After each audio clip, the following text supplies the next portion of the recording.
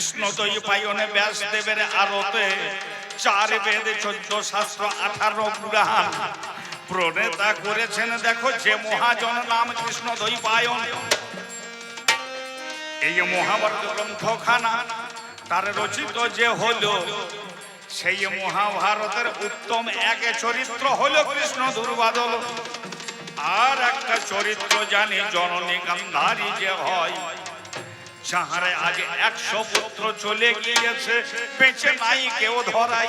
ভগবা আপনারা অনেকেই উপস্থিত হয়েছেন, আমার মতো হতভাগিনী। আর আমি দেবাশিস পাল নয়, কিছুক্ষণের জন্য আপনাদের মনোনীত 100 জন সন্তান হারা জননী, 100 জন সন্তান হারা জননী। আমি কখনো বিরহিনী, কখনো উন্মাদিনী, কখনো শোকগ্রস্তা, যেন মণিহারা ভনী।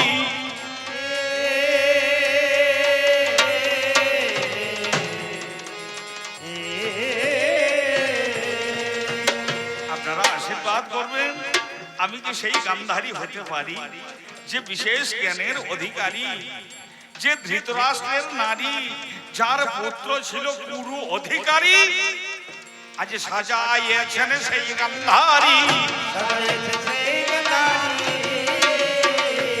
আরে প্রতিপক্ষে লাগাম ধারী,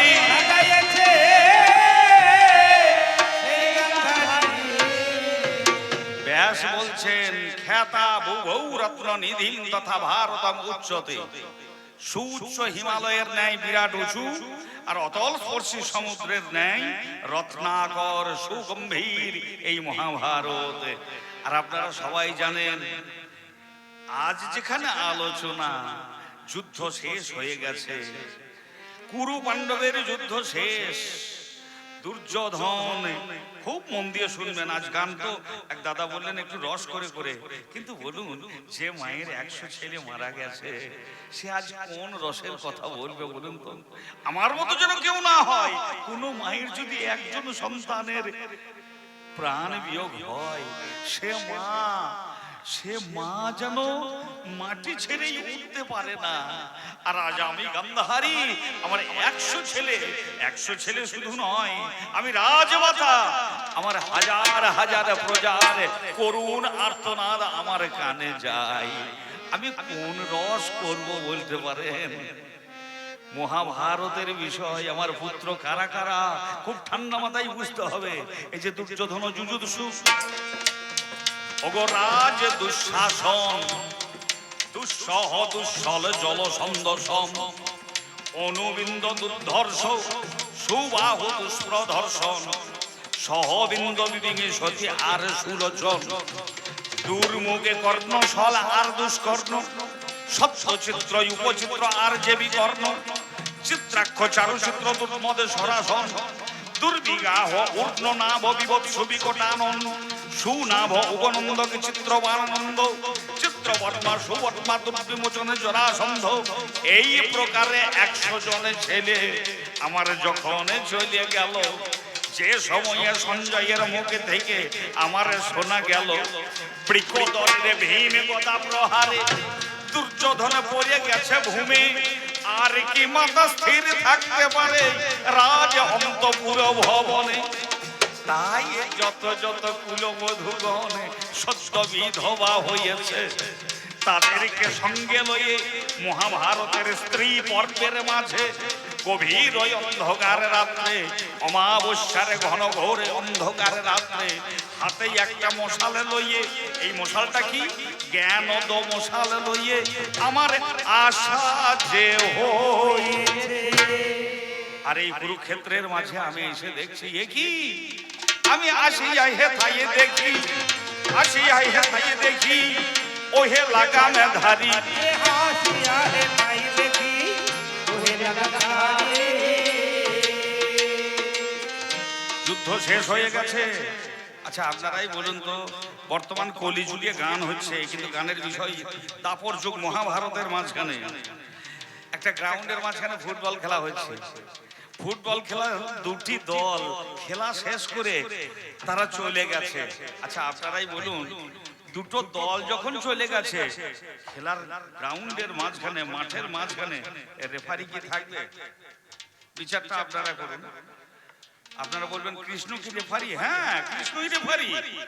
প্রত্যেকদিন যুদ্ধ শুরু হতো, কৃষ্ণ শাঁখ বাজাতেন। পঞ্চজন্য ঋষিকেশ দেব দত্ত ধনঞ্জয়, শাস্ত্রের বাণী। পঞ্চজন্য নামে শঙ্খ বাজিয়ে ভগবান শ্রীকৃষ্ণ যুদ্ধ শুরু করতেন। যদি ওই ফুটবল খেলার মাঠে অফসাইড হয়, ফাউল হয়, তখন রেফারি বাঁশি বাজায়। এই কৃষ্ণ ঠিক ঠিক কোন অঘটন ঘটলে দেখো পঞ্চজন্য বাজাইয়ে দিত। আমি তো মনে করি এই কুরুক্ষেত্র যুদ্ধের রেফারি হরি হরি হরি হরি,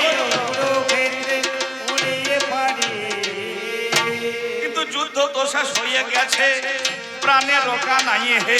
যুদ্ধ তো শেষ হয়ে গেছে, তুমি রেফারি হয়ে মাঠের মাঝে, তুমি রেফারি হয়ে মাঠের মাঝে কি কর্ম হয় হে? রেফারি হয়ে মাঠের মাঝে কি কর্ম হয় হে? এই গান্ধারী সর্বপ্রথমে তোমার মুখে শুনিবারে পাই, ভালোই আছো পিসিমা গো, বলিছে কানাই। এই পার্থিব জগতের মাঝখানে কোনো মায়ের একটা সন্তান মারা গেলে তার মনের অবস্থা কেমন হয়? আর আমার 100 ছেলে, সেই সাথে প্রজাবিন্দু চলে গেছে, তারপরেও কৃষ্ণ যখন জিজ্ঞাসা করছে, আমার মনে হচ্ছে সর্বশক্তিমান, সর্বনিয়ন্তা, মঙ্গলময়, পরমে কারুণিক, যিনি জগৎ মঙ্গলময়, তিনি জিজ্ঞাসা করছেন পিসিমা ভালো আছো তো? সেই ভগবানের কথার উত্তরে আমাকে বলতে হয়, ওরে আমার মতো ভালো আর কেহ নাই, আমার মতো ভালো আর কেহ নাই। যখন আন্ধারে দেখছি কৃষ্ণ রস, আর কেহ নাই, আন্ধারে দেখছি কৃষ্ণ রসময়। এই গান বাবা খুব বোঝার গান। গভীর অন্ধকারের মাঝখানে যখন আমি ভগবানকে দেখছি, তাহলে আমার মতো ভালো আর কেহ নাই। এবার বলতে বলতে দ্বিতীয় কথা,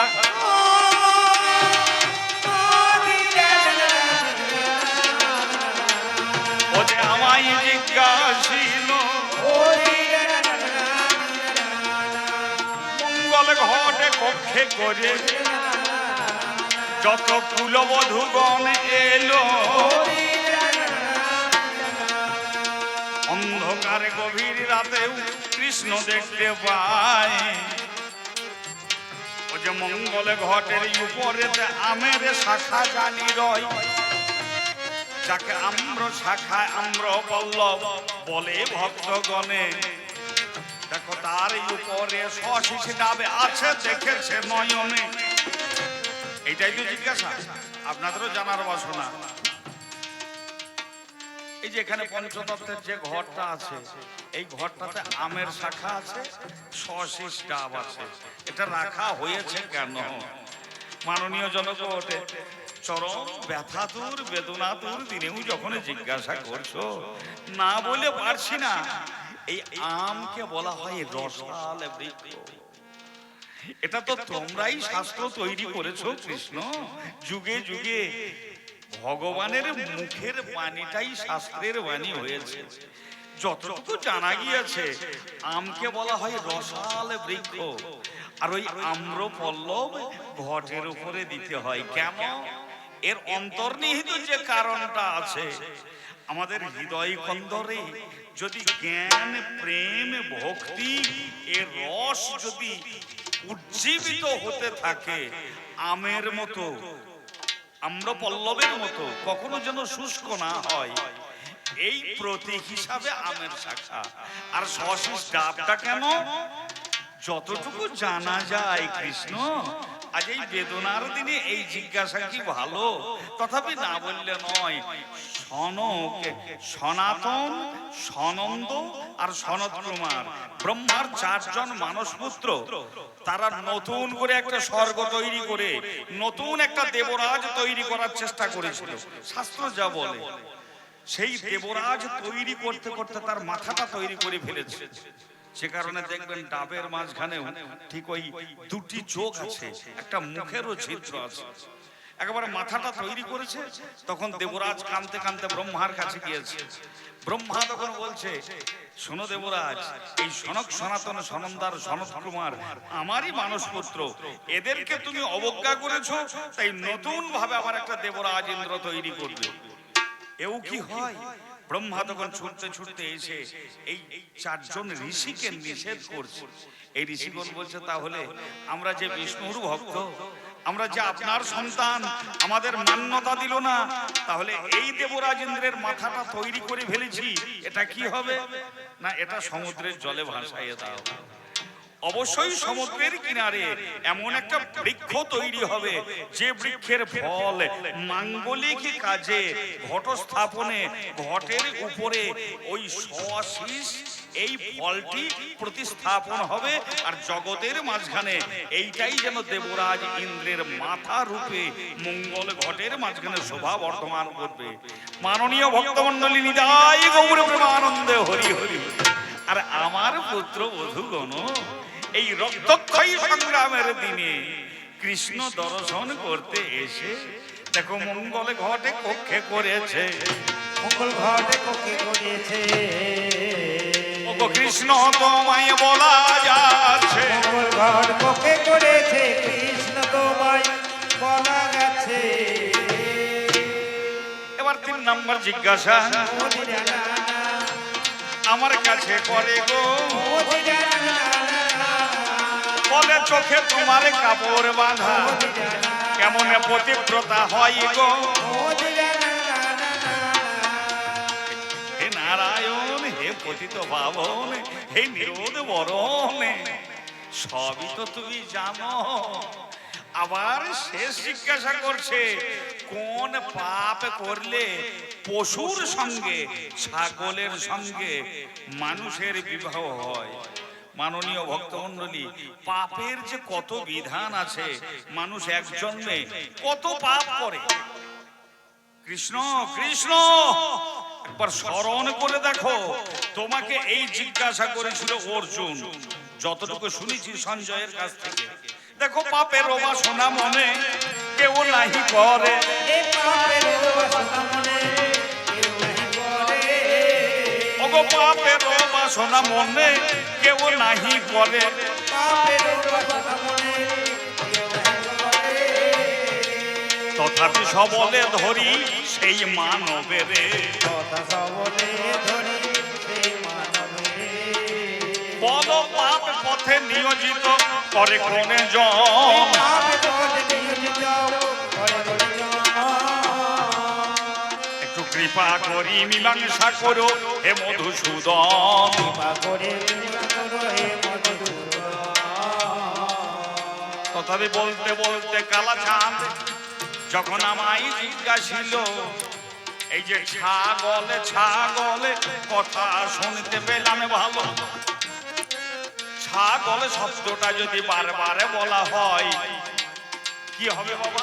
ছাগল ছাগল ছাগল, গল ছা গল ছা, গোয়ালের ছা, কোন গোয়ালের ছা?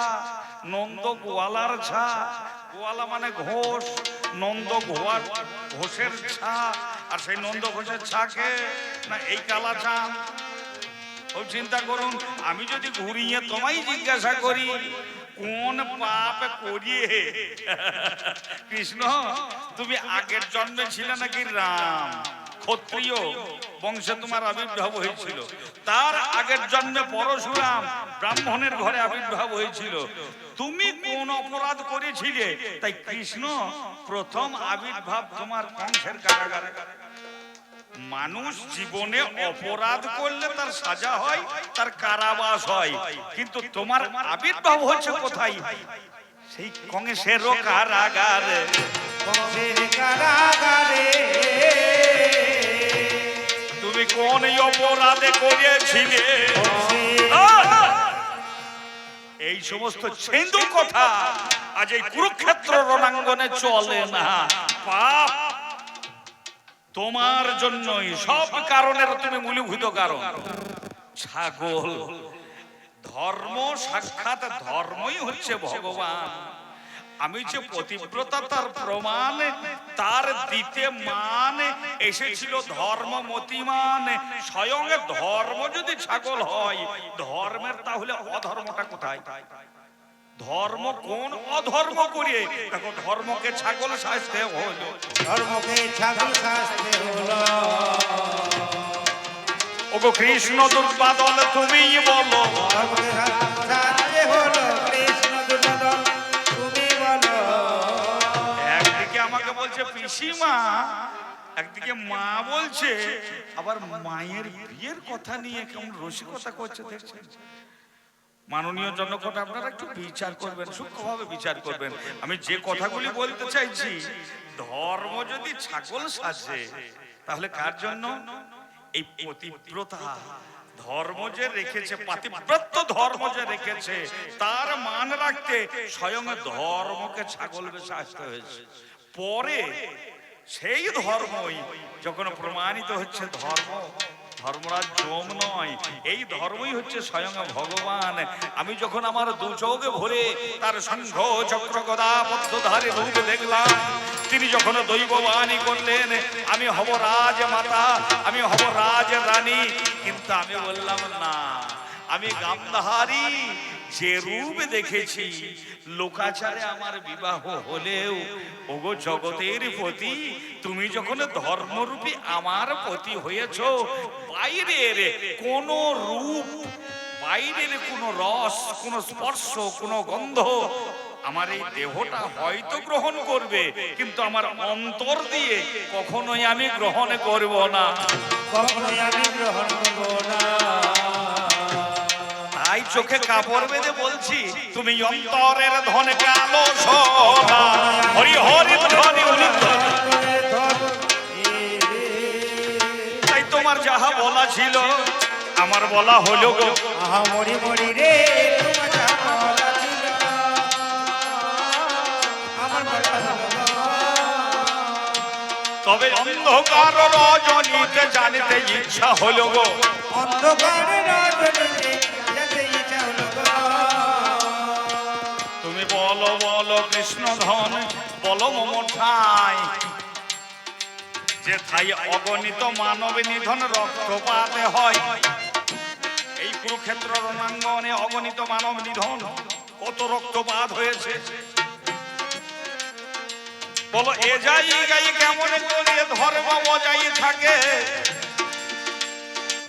ধর্মের কয়টা স্তর বলিবে আমাকে, কুরুক্ষেত্র রণাঙ্গনে কোন স্তর আছে, একটু কৃপা করি কৃষ্ণ ধনে বলো মম কাছে। কথাগুলো পরিষ্কার হলো? যেখানে অগণিত মানব নিধন হয়, সেখানে ধর্ম বজায় থাকে কি করে?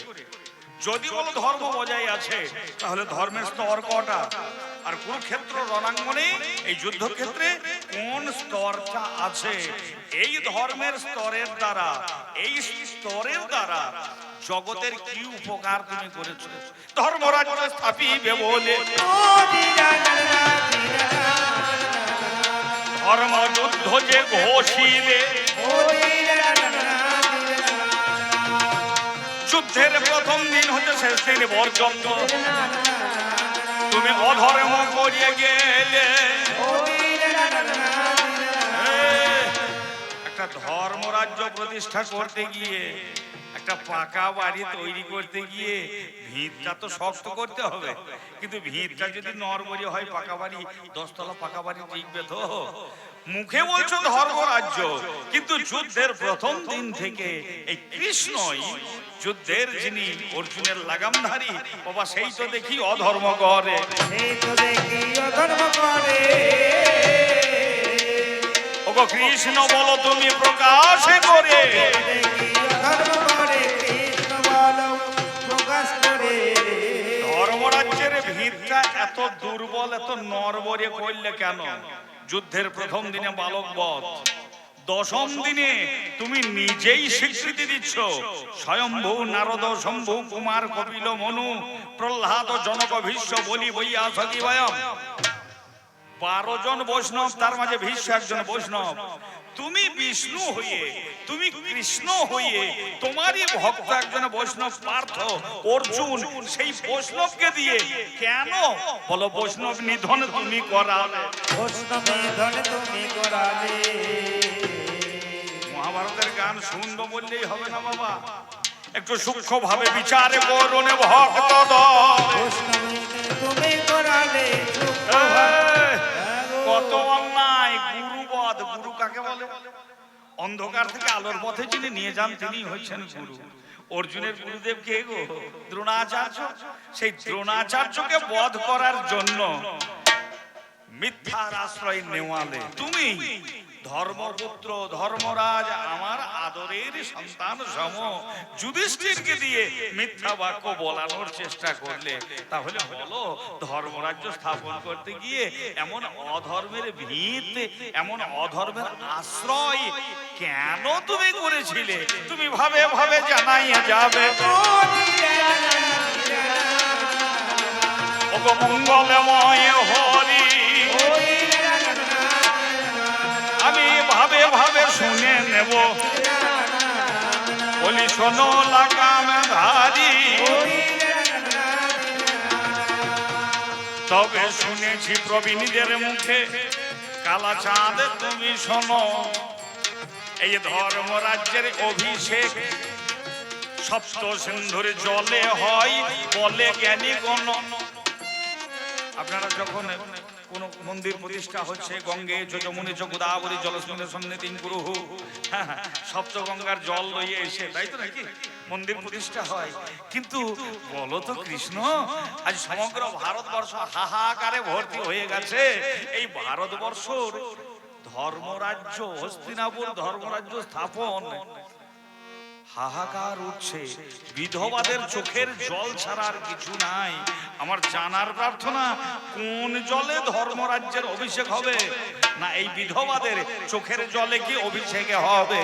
চোখের জলে অভিষেক হবে। তুমি জানাইয়ে যাবে মুকুন্দ মাধব,